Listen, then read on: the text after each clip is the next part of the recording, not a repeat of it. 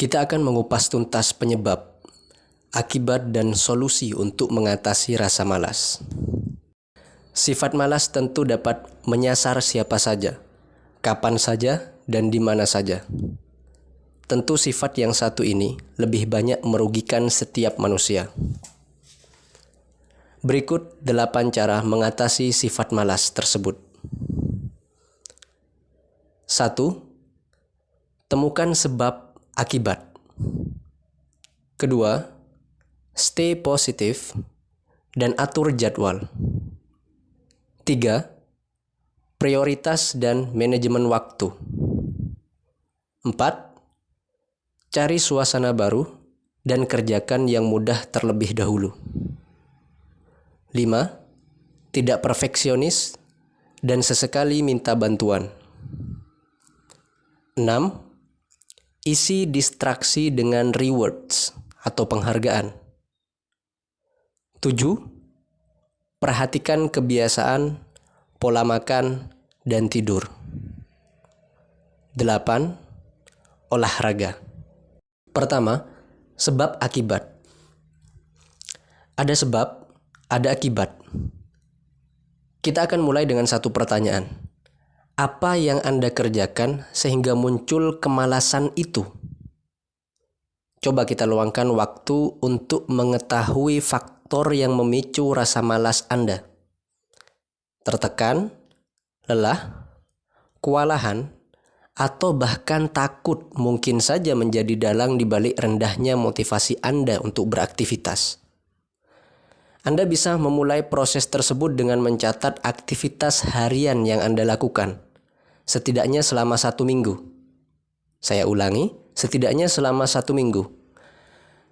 Karena aktivitas ini akan membuat Anda lebih mudah mendeteksi kegiatan Anda dan menemukan pola yang mungkin menjadi celah kemalasan Anda.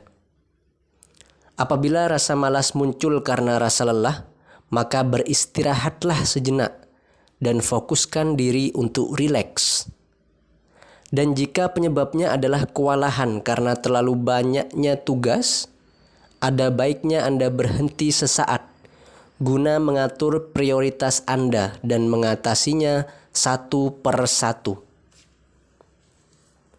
Kedua, stay positif dan atur jadwal.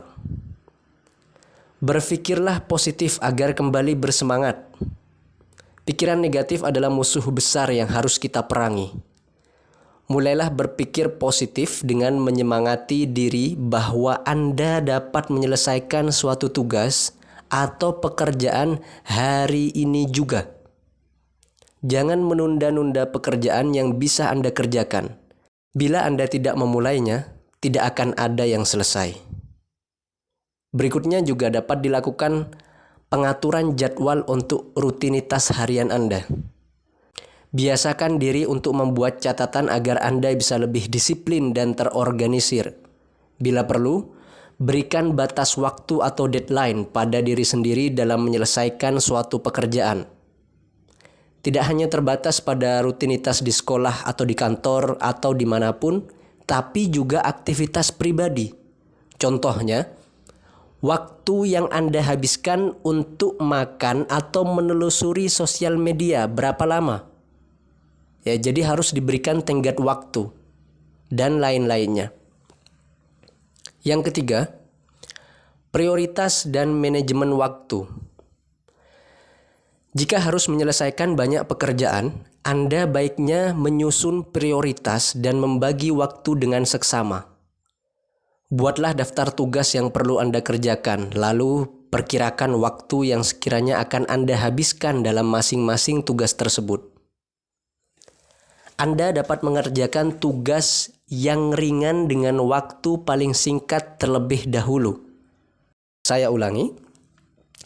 Anda dapat mengerjakan tugas yang ringan dengan waktu paling singkat terlebih dahulu, sebelum beralih ke pekerjaan yang dinilai lebih berat dan butuh waktu lebih lama. Apabila ada tugas yang dirasa terlalu berat, maka bagilah tugas tersebut ke dalam beberapa bagian, sehingga Anda bisa menyelesaikannya secara bertahap, tidak kewalahan dan waktu Anda terpakai dengan efektif. Selain Anda bisa lebih efisien menyelesaikan tugas-tugas tersebut, Anda juga dapat memberi kepuasan tersendiri kepada diri Anda. Anda akan lebih termotivasi karena berhasil mencapai tujuan yang Anda susun sendiri sebelumnya. Keempat, cari suasana baru dan kerjakan yang mudah terlebih dahulu. Jika dirasa di rumah hanya memunculkan banyak alasan untuk terus menunda pekerjaan sehingga menjadi tidak produktif, maka saatnya Anda mencari ruang kerja publik seperti perpustakaan, taman, atau space di mana Anda dapat fokus dan kembali bersemangat. Tentunya pilih tempat yang sesuai dengan pribadi masing-masing, karena setiap orang tentu akan berbeda-beda. Berada di lingkungan yang bekerja keras dapat memotivasi kita untuk juga bekerja keras. Begitupun sebaliknya. Berada di lingkungan yang santai-santai saja, tentu keinginan untuk bekerja keras akan sangat kecil. Maka tentukan pilihan Anda.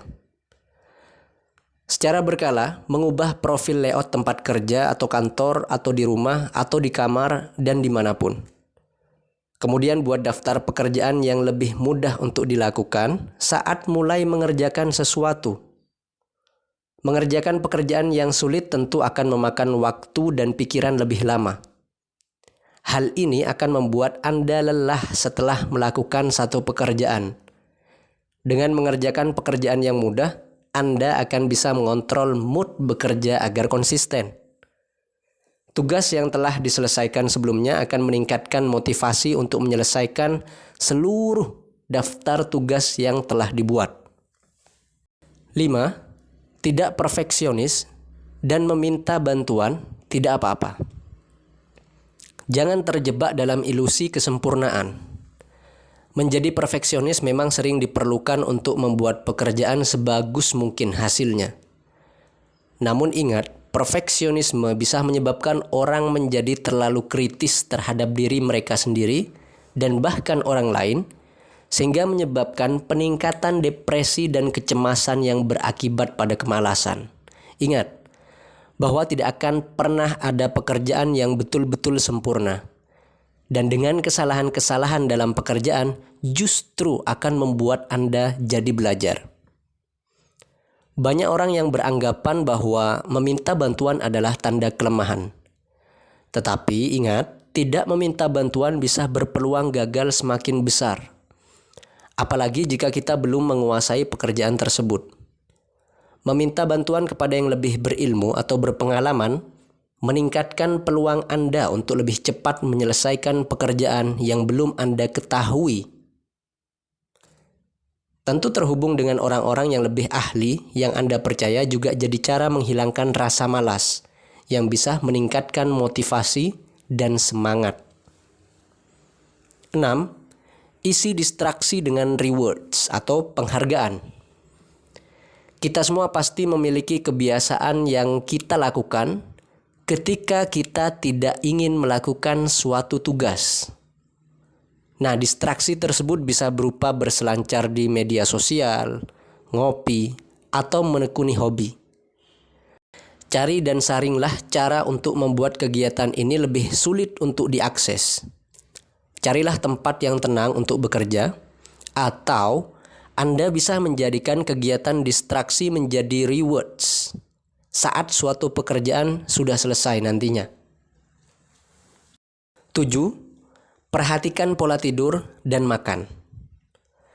Saya sarankan untuk tidur lebih awal atau tepat waktu di malam sebelumnya. Biasanya godaan kerap menghampiri di waktu malam. Misalnya bermain HP, bermain games, menonton televisi hingga larut malam, dan lain-lain. Kita begadang sehingga waktu tidur berkurang.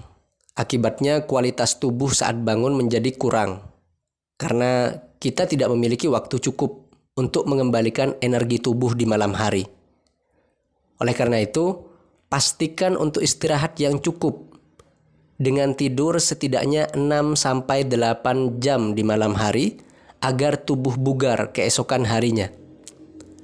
Daripada mengkonsumsi makanan berat yang mengandung minyak yang sangat banyak, lebih baik mengkonsumsi makanan sehat, baik itu kualitas makanan maupun jumlahnya. Misalnya dengan mengkonsumsi sayur dan buah, serta meminum banyak air putih. Disarankan sebaiknya tidak meminum banyak minuman bersoda. Dalam sebuah hadis, Nabi Muhammad SAW mengajarkan tidak berlebih-lebihan dalam makan. Rasulullah SAW menganjurkan makan beberapa suap saja untuk menegakkan tubuh. Dengan demikian, kapasitas lambung itu harus 1/3 untuk makan, 1/3 untuk minum, dan 1/3 lagi untuk bernafas. 8. Olahraga dan berdoa. Rajin berolahraga bisa membuat hari-hari yang Anda lewati berjalan lebih baik. Melakukan aktivitas seperti berjalan-jalan atau pergi ke taman untuk melakukan jogging. Jika tidak, tubuh bisa menjadi lesu dan itu tidak positif bagi kualitas energi. Selain itu, kita memohon perlindungan kepada Allah dari rasa malas yang membelenggu. Dengan melakukan usaha yang rutin disertai dengan doa, maka Anda tentu akan mendapatkan kemudahan dalam melakukan berbagai aktivitas. Itulah tadi 8 cara mengatasi rasa malas yang tentu bisa kita praktekkan dengan mudah setiap harinya. Semoga bermanfaat. Wassalamualaikum warahmatullahi wabarakatuh.